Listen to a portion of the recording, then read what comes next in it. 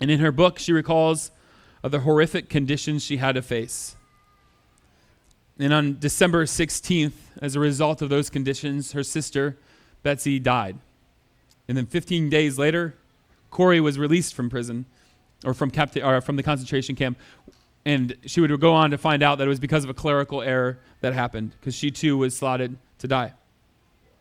She went on to share of her experiences, talking in various churches, speaking at various venues throughout Europe, encouraging those who she shared with to trust God, even in suffering, and to love and to forgive, even when it's hard. And so I ask that you bear with me real quick as I read a section from one of the last chapters in her book. She says, "It was at a church service in Munich that I saw him, the former SS man who stood guard at the shower door in the in-processing center at Ravensbrück, which is the concentration camp she was at. He was the first of our jailers that I actually saw since that time. And suddenly, it was all there. The room full of mocking men, the heaps of clothing, Betsy's pain-blanched face. He came up to me as the church was emptying, and beaming and bowing. 'How grateful I am for your message, Fräulein,' he said.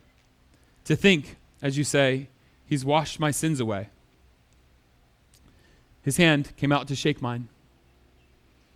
And then she says, as I who preach so often to people the need to forgive, I kept my hand by my side.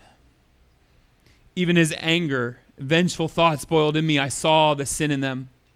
Jesus Christ died for this man. Was I going to ask for more? Lord Jesus," she prayed, "forgive me. I cannot forgive him." I tried to smile. I struggled to raise my hand, and I could not. I felt nothing, not the slightest spark of warmth or charity. And so again, I breathed a silent prayer. "Jesus, I cannot forgive him. Give me your forgiveness." And as soon as I took his hand, the most incredible thing happened. From my shoulder, along my arm, and down through my hand, a current seemed to pass through me. While in my heart sprang a love for this stranger that almost overwhelmed me.